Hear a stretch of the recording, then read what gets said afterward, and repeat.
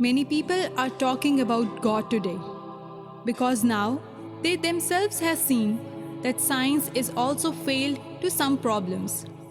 They have seen that technology does not cover and solve all our confusions and problems. So now, thousands of people around all continents are beginning to talk about God.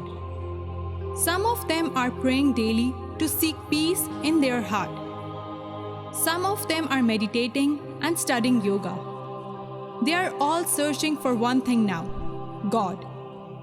One day someone asked me that can you prove that God exists? I simply said no.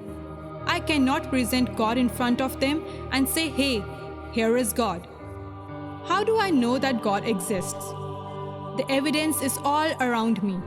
I see all the mountains, I see nature, and think there is someone who made this all. Something deep inside me tells me that there is a God, creator of all the universe. But what about the atheist, who aren't going through any trouble yet? And then let him know that he is suffering from cancer. You know the first thing that will come out of his mouth will be, "Oh my God, please help me." God is a spirit.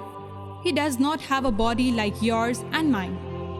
If he had, he could be at one place at one time. But God is in America, England, India, Africa, all at the same time. He can be on sun, he can be on moon, everywhere at the same time. God never changes. Fashion changes, people around us changes, culture changes, but God never changes. God has never changed from the beginning till now. What he says, he does. What he promises, he fulfills. God cannot even look upon sin with any approval whatsoever. Holy Bible tells us that God is a God of judgment. It's written, "For God will bring every deed into judgment, including every hidden thing, whether it is good or evil." You have to answer God that day. Every single secret of yours will come to light. Every thought you had, all of your motives and actions of yours are on God's computer.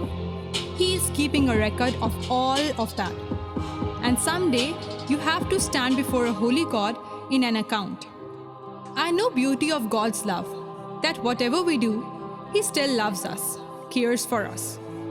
He stands beside us when we are sleeping peacefully. He takes care about the food, what we are craving for. He knows that.